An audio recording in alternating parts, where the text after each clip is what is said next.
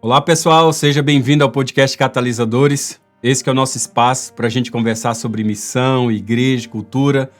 Estamos aí no módulo 3 da série A Ordem e hoje nós vamos falar do meu xará, Alex de Tocqueville. Vamos trabalhar um pouco os elementos de democracia, de religião, igreja local. Vamos trabalhar aí questões que têm a ver com liberdade associativa e um certo tipo de despotismo suave. Vamos tirar lições de Tocqueville para a governança adventista, né? E vamos trabalhar já desde o início aqui quando a fé ela encontra a democracia, né? Alex de Tocqueville, em sua obra clássica, aliás, eu tenho vários livros dele, mas o mais clássico aqui é esse, né? Da Democracia na América. Esse é o livro realmente que é o principal livro dele. E é um livro excelente quando você lê, você vai entender muita coisa. Eu tenho lido O Antigo Regime e a Revolução, tá? Tudo aqui vai falar sobre a questão da Revolução Francesa e, curiosamente, eu acabei comprando 2 volumes do mesmo livro, tá? De editoras diferentes, mas excelente livro, recomendo para vocês. E eu também recomendo um livro do Hugo Brogan, ele fala sobre o profeta da democracia, tá? Alex de Tocqueville. Excelente livro. Serviu de base esses livros aqui para a gente trabalhar nesse episódio, porque se ele, de fato, né?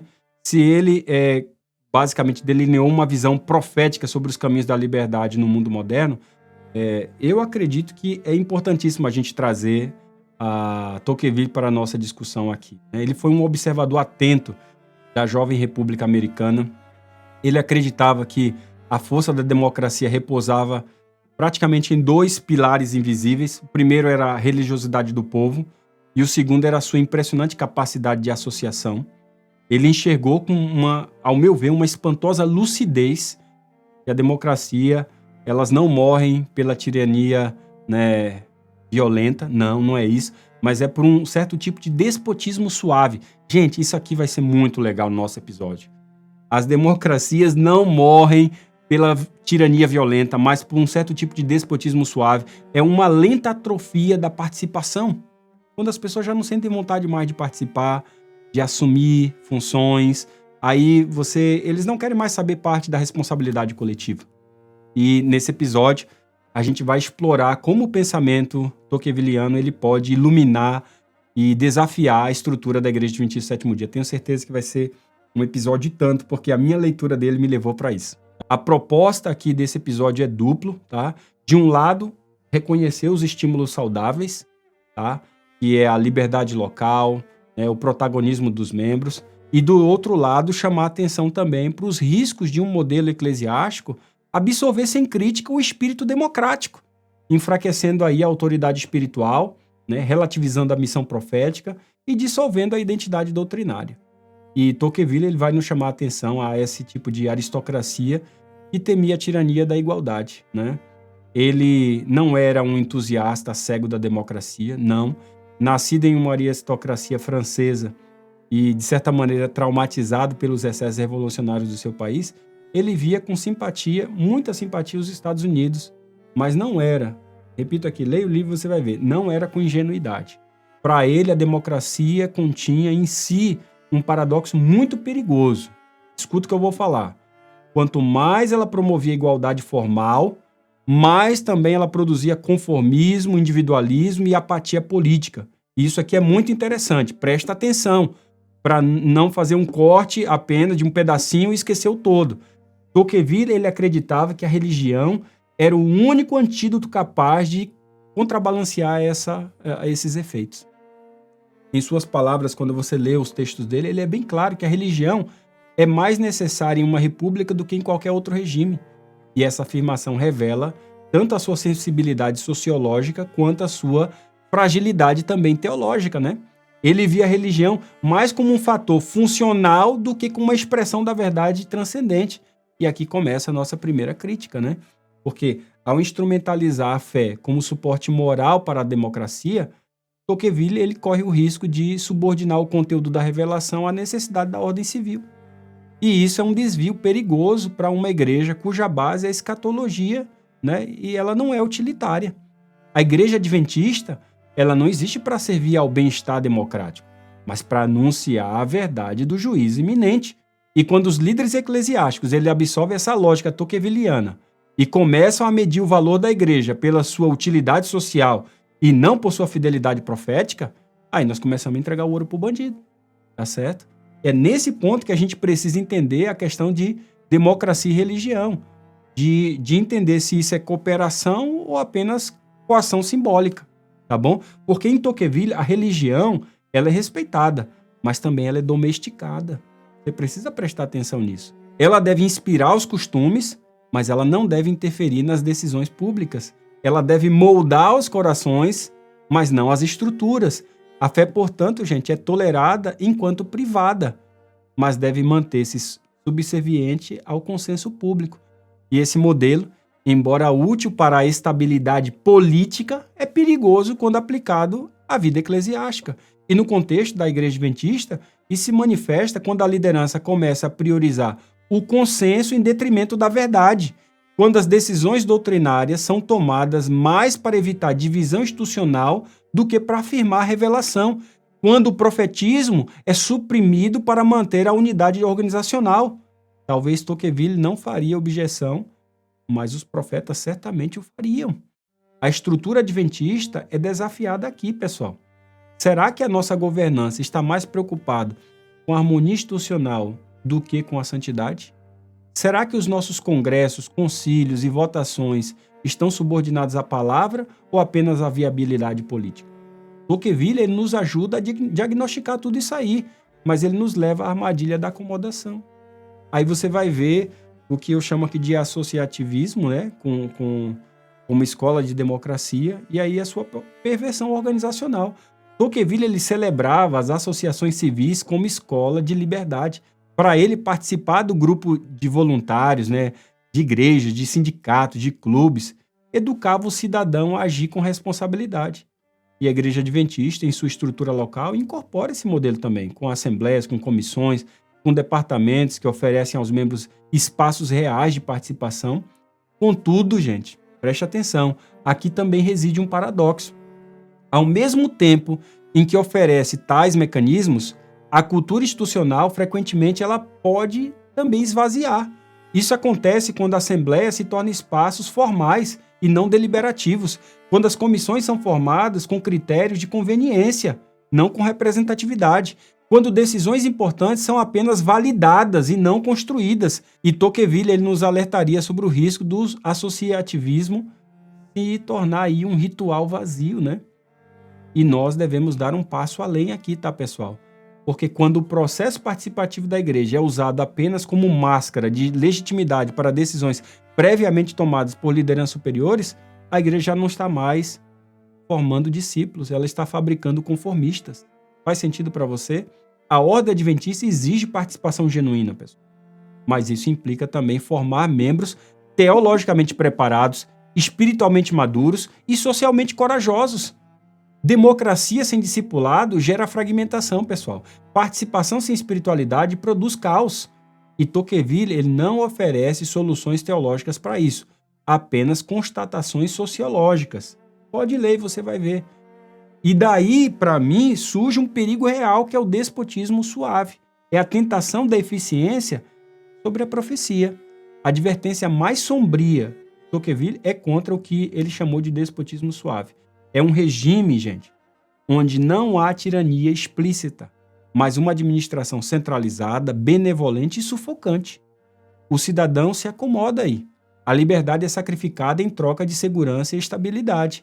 E esse modelo descreve com precisão uma das tentações, lembre-se, é uma das tentações mais perigosas, repito, uma das tentações mais perigosas que pode se instalar em qualquer liderança adventista contemporânea.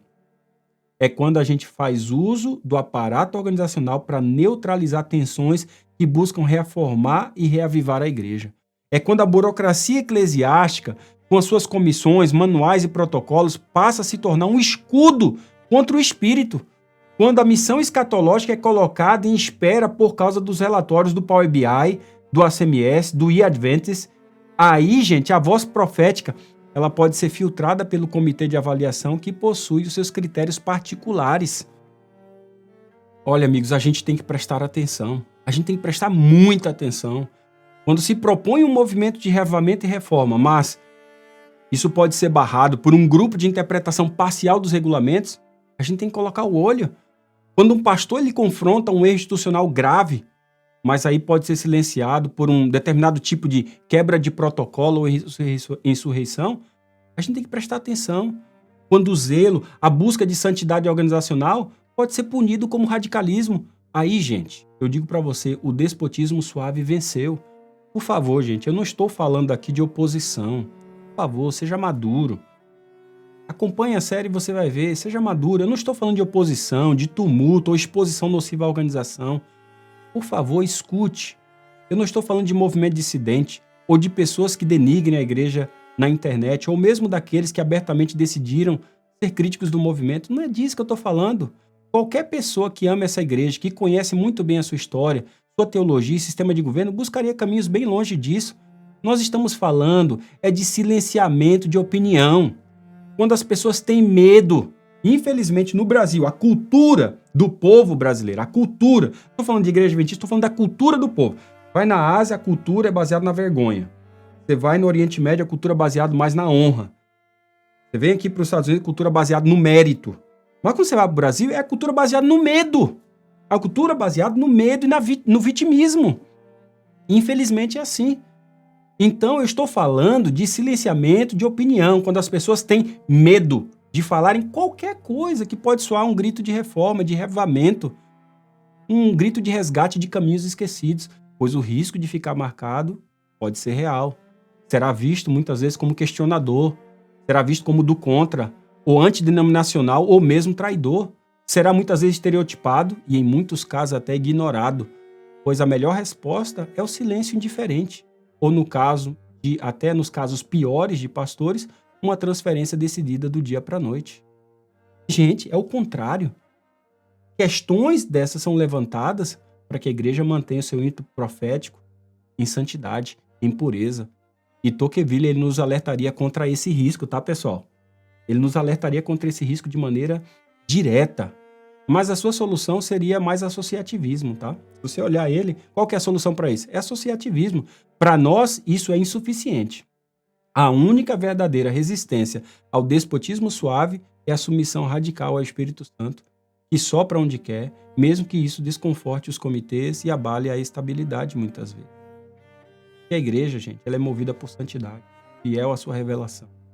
Não estou falando de rebelião, jamais. Por favor, longe disso. Estou falando de confiança no Espírito Santo.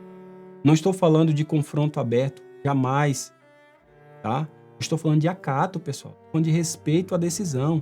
Aprender a ser voto vencido, mas tendo a liberdade da discordância. Eu estou falando também da certeza do juízo divino e a busca dos meios bíblicos, da ética do reino. Eu estou falando do espírito de paz, da moderação da voz, do respeito mútuo para uma mudança real. Mudança que começa pelo exemplo, pessoal, pelo sacrifício e a vivência de um padrão mais alto. Faz sentido para você? Infelizmente, alguns contextos não conseguem dimensionar isso. Mas eu pude ver isso na prática, em muitas das minhas igrejas também, igrejas que eu pastoreei, vendo o ancião discordando da sua própria esposa numa comissão, ou mesmo eu sendo voto vencido de uma igreja, eu acreditava que aquele caminho seria o melhor para ela, mas quando trabalhei na União por 9 anos, eu vi muitas vezes assuntos voltarem a estaca zero por não estarem suficientemente maduros para serem deliberados quando as observações sufocaram a rapidez da pauta. E pode ser que o presidente da comissão ou mesmo o secretário que redigiu a agenda não tenha gostado, mas a liberdade soprou oportunidade de observações e depois praticamente todos concluíram que isso foi o melhor. Mesmo aqui nos Estados Unidos, é bonito ver como o presidente ele presta contas para o Executive Committee, o ExCom, que seria uma comissão diretiva no Brasil. Ele presta contas de seu itinerário, da sua agenda, dos planos. E o mesmo acontece com o tesoureiro, com o secretário e os demais líderes. Nós temos aqui um evento muito legal que se chama Town Hall. É como uma mini assembleia que nós chamamos os líderes de forma voluntária a cada ano para receberem um relatório da associação, de como que a gente está indo, em que direção estamos rumando. E aí depois dos relatórios nós abrimos os microfones para que os líderes opinem, façam observações, façam propostas de como podemos ajustar a rota para o próximo ano e assim estabelecer linhas de feedback, accountability que sejam claros. E eu lembro a primeira vez que eu vi isso aqui, foi bonito, os líderes locais diziam que gostavam, que não gostavam, com um espírito excelente, com respeito, né? Muita fala propositiva, corretiva também. É bonito ver essa liberdade no espírito em ação. Isso protege a missão profética da igreja. Eu não estou falando que tudo é perfeito, pessoal. Nenhum lugar é.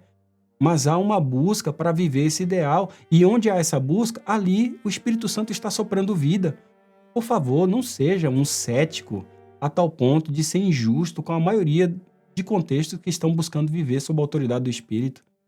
Se você jogar tudo no mesmo balaio, não será apenas injusto, mas intransigente, estreito, reduzirá uma igreja que é global para uma visão apenas local. Quem aqui, pessoal, tem a capacidade de abarcar, na sua opinião, todas as práticas de um movimento em mais de 200 países, com milhares de pastores, igrejas, professores, escolas, funcionários, hospitais, indústrias, publicadoras, membros? Então, por favor, sejamos no mínimo coerentes, honestos e humildes. A igreja local, ela precisa se entender como um santuário da liberdade e não trincheira de autonomia. A força da igreja adventista está na igreja local. É ali que se formam os líderes, ali que se testam as ideias, se realizam os projetos.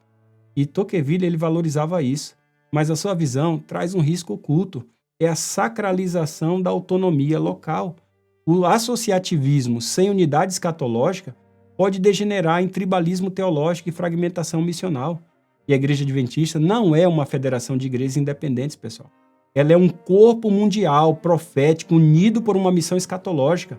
A liberdade local precisa conviver com a fidelidade global. E quando as igrejas locais elas se rebelam contra a associação, quando projetos locais se tornam hostis à estrutura, ou quando a autonomia é usada para negar doutrinas universais, Tocqueville estaria satisfeito. Mas o Espírito Santo não.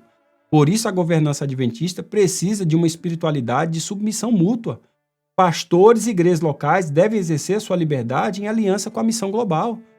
E as estruturas superiores devem ser servas, não senhoras. O equilíbrio entre liberdade local e unidade mundial não se resolve com fórmulas políticas, mas com humildade escatológica. Pode colocar o seu coração nisso, porque é assim que a história da igreja nos mostra. E Tocqueville, ele é uma ameaça à eclesiologia da igreja. Ele estabelece uma eclesiologia secular. A crítica final a Tocqueville é teológica, tá bom? Sua visão da religião é funcional, não é espiritual. Ele não crê na revelação, ele não afirma a autoridade da Bíblia, sua defesa da fé é baseada em sua utilidade social, não é em sua verdade transcendente. E se esse paradigma for adotado pela igreja, ainda que inconscientemente, a estrutura eclesiástica se converterá em empresa de bem-estar religioso. A verdade será negociável, a profecia será moderada, o juízo será simbólico e aí a salvação apenas metafórica. Essa secularização da missão é o maior risco do pensamento tocquevilliano. Ele elogia a religião enquanto ela serve à democracia, mas o evangelho não veio para servir regimes, pessoal. Veio para julgar o mundo. Tocqueville ele teme o colapso da liberdade civil. O evangelho anuncia o colapso final de todos os impérios. Então chega ao final desse episódio trabalhando questões da liberdade em Cristo como um antídoto a essa religião funcional. Tocqueville ele tem muito a nos ensinar, tá? Só para deixar claro. Quando você lê o material dele, você vai ver que ele tem muito a nos ensinar. O seu amor pela liberdade, sua valorização pelas associações, seu respeito pela religião, tudo isso desafia estruturas autoritárias e a apatia organizacional. Mas a gente precisa deixar claro aqui que a sua visão precisa ser filtrada pela teologia bíblica. A igreja adventista não pode ser tocquevilliana em sua essência. Sua identidade é profética, sua estrutura é teocrática, sua missão é escatológica. O associativismo ele é bem-vindo, mas como fruto do espírito, não como método sociológico. A democracia é útil, mas não é fonte da verdade. E a liberdade só é bênção quando submissa ao evangelho, pessoal. Nós rejeitamos o despotismo suave, mas também o comunitarismo desgovernado. Nós não queremos a tirania clerical, mas também nós não desejamos a fragmentação da fé. Nós queremos liberdade que brota do discipulado, a liderança que serve e a ordem que prepara um povo para a volta do Senhor. E Tocqueville ele nos oferece advertências, né? As Escrituras nos oferecem direção, pessoal. E que a igreja ouça ambas, mas siga somente a palavra. No próximo episódio nós vamos falar sobre John Stuart Mill, Conhece esse camarada? Vamos falar sobre liberdade individual e diversidade na comunidade de fé. Então eu te vejo logo mais no próximo episódio. Um grande abraço e até lá.